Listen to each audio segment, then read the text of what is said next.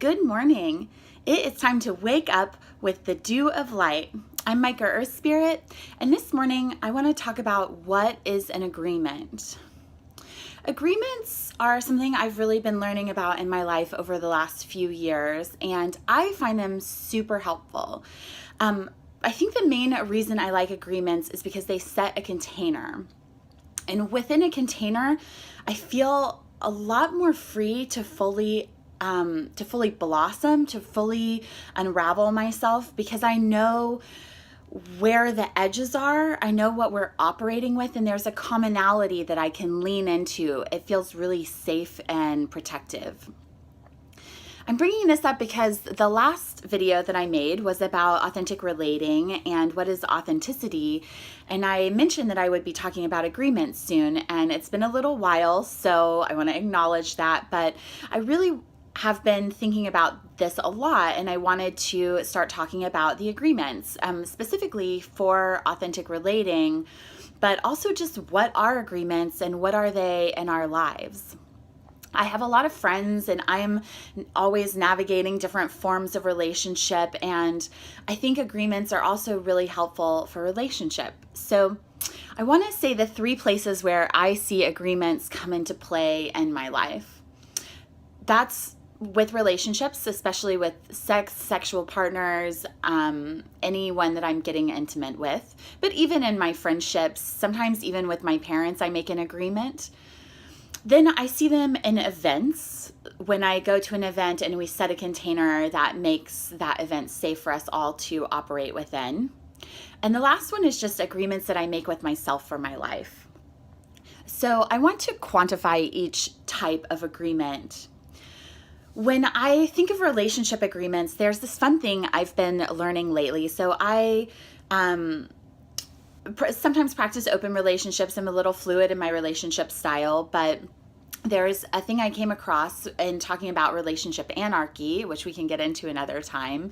But essentially, it's like a free form of relationship where you don't have rules and you're able to engage in every relationship the way you want. That's such a small little window, but relationship anarchy, I found this thing called a relationship smorgasbord, and it's basically this pattern with a lot of different boxes, and each box represents a different aspect of relationship. And the idea is that you get to pick together with your partner what boxes are appropriate for the relationship that you're having. So maybe it is a relationship that has romance, it has social interaction with other people, it has deep emotional intimacy, and it has sexuality, but you don't join finances, and you don't live together, you don't co-parent, and you don't have a business relationship. Maybe you have a relationship where it's kind of the opposite. You have a business relationship, you do financial responsibilities together, you are emotional support for each other, you have deep intimacy, but you don't have sexuality, you don't live together, you don't have romance. They're all types of relationships, and when we put a container around them, it gets very clear what they really are. So we're able to, for me, I'm able to really fully blossom into that relationship. This also is kind of saying what you need from your relationship. So for example, I have one really big rule or agreement that I like to make when I'm engaging with someone and I'm dating them. And I recently laid this out for the person that I'm dating right now. I said, you know, the biggest thing for me is I go to a lot of social events. So if I go to an event with a partner, I want to leave with that partner.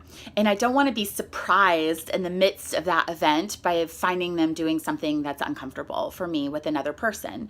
So my agreement is, if we go to an event together, we're there together. We come together, we're together the whole time we're there, and we leave together.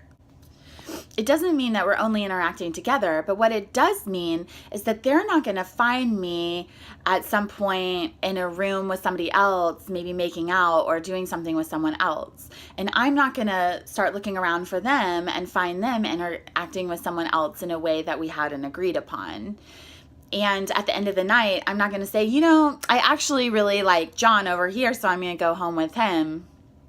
It means that I'm going to stay with myself. And I'm going to go home with the person I came with. So it creates a container where we can go to a party and just really be free to have fun and interact the way that we want, because we both know that we're going home together. And there's no way that we're feeling discomfort or weirdness around interacting with other people during that party. So that's a type of agreement I like to make. Just it's for myself, because I don't want to walk in on something and feel like, I didn't expect this and now it's ruined my whole night. And so I just ask my partner, hey, is this is something that I really feel is important? Is this something that you can agree to? They actually have the option to say, yeah, I love that and I'm going to agree to that. Or they could say, no, not really.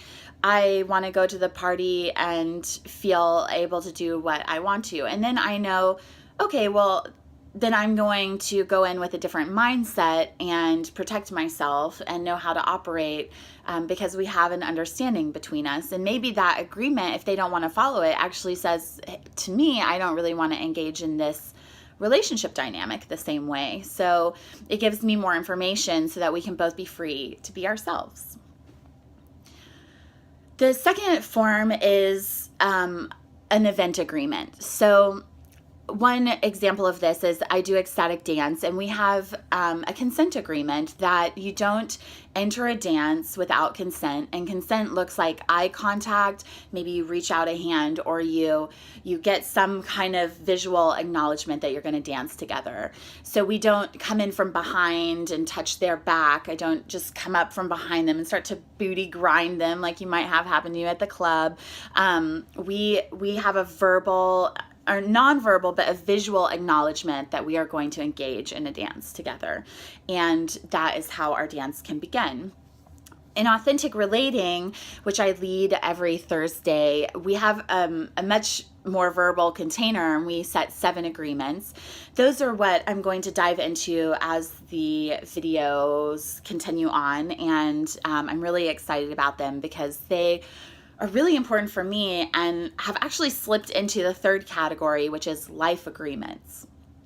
The agreements that we operate off of at Authentic Relating, I'm going to zoom through them because we're going to really dive in over the next few weeks. But they are: be present and stay present, which means just being here, bringing my attention back even when it's left.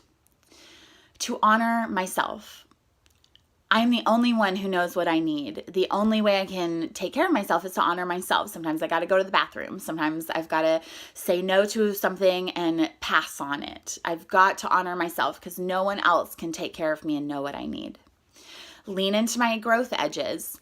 Sometimes I see something that's a little bit scary and I've got to press outwards and take a chance and push the edges of my growth capacity so that I can be a little bit more. Positive regard. I'm assuming that the world is out there to love me and uplift me. If it's the opposite of this mindset where it's like everybody wants something from me. Everybody's trying to get some. Why did you do that? Why did you say that? What do you want? It's kind of assuming like, oh, you want to love me. And I come with positive regard also. I'm going to love you, and I'm going to assume that we're here to build each other up and have the best of intentions for each other. Then we check our assumptions. So I'm not just going to assume that there is some story about you that I'm playing out in my mind. I'm going to check it with you. I think you're flirting with me. Is that true? Wow, you just looked away when I said that. Did that make you uncomfortable? I'm going to ask you if you want a hug.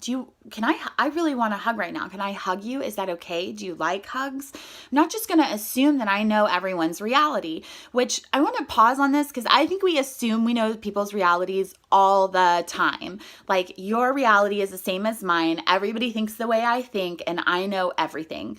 And this is a really dangerous mindset. As I've started checking assumptions, I realized people often think differently than I think. People don't like touch the same way I like touch. People don't have enthusiasm about the things that I really find inspiring and exciting. And we need to check our assumptions. It's like, I don't know what's happening in your world. I'm going to check that. So the next agreement is to own my experience, which is literally speaking from an I statement versus a you statement. A you statement is something, you know this one probably. It's like, when you are really hungry and you just go to your cupboard and you eat everything that's in there and you can't stop, and you finish the last bag of chips and you just want more, and then you go to your refrigerator and you eat everything in there and it's so delicious, but it's still somehow not satisfying, and then you just want to go to the grocery store and get some more food. That might not be true for everybody. It's so much more powerful when I say, sometimes I go to the cupboard and I'm so hungry, I eat everything in there and I can't stop. And I finish the last bag of potato chips and I want even more. So then I go to the refrigerator and I eat everything in there. Hopefully you could feel the difference in those statements. There's something when I say, you, in me, what happens is I go, do I know that? Have I felt that? Is that real for me?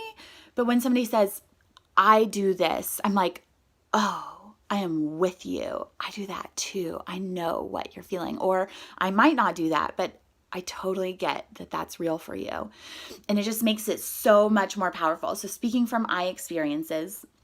And the last one is confidentiality by request. I'm not going to just assume that everything's confidential, but I'm going to ask for it when I need it. If I'm telling you something I don't want you to share, I'm going to say, hey, can you just please keep this between you and I?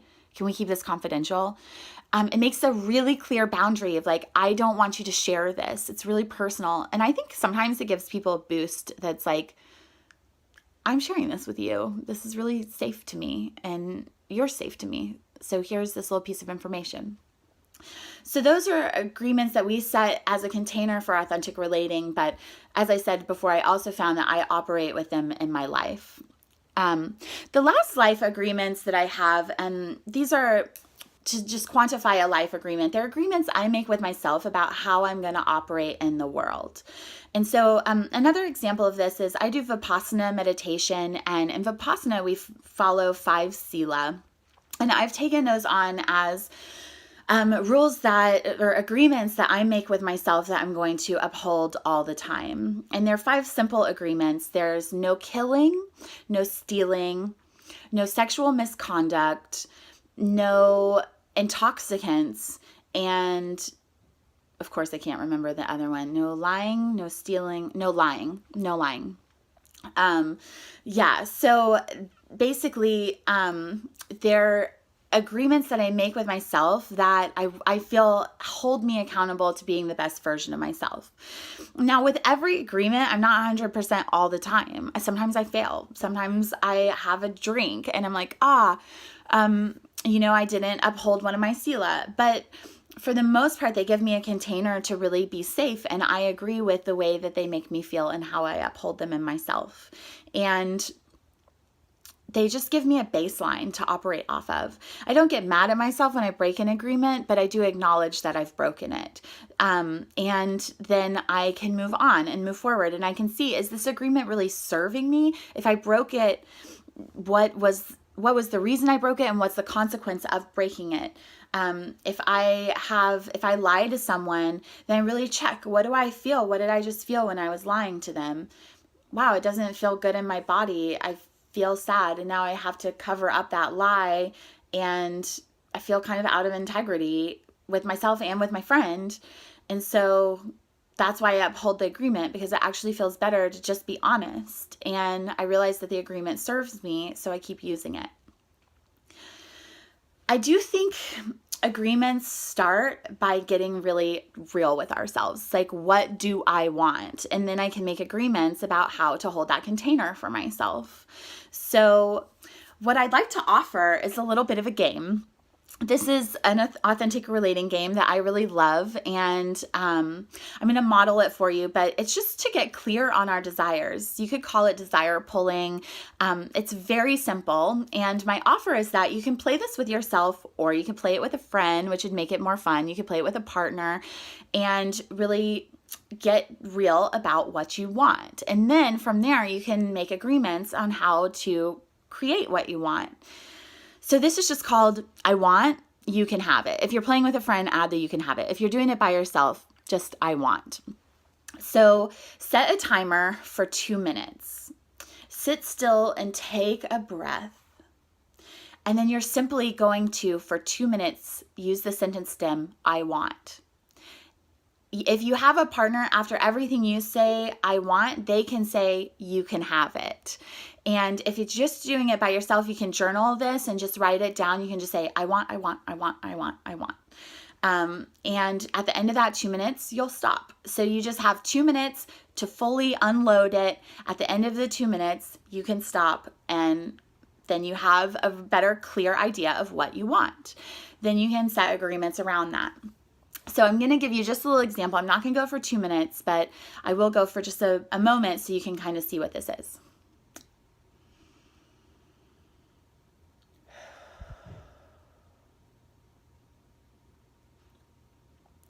I want to be the best version of myself.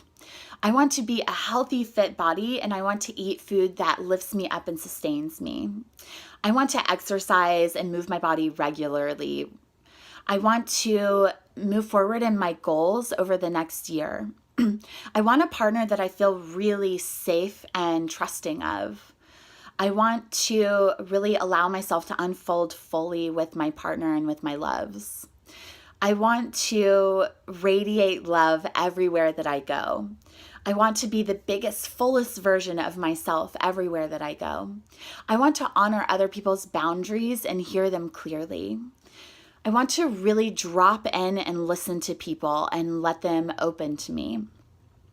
I want to put myself down and to speak from compassion and humility.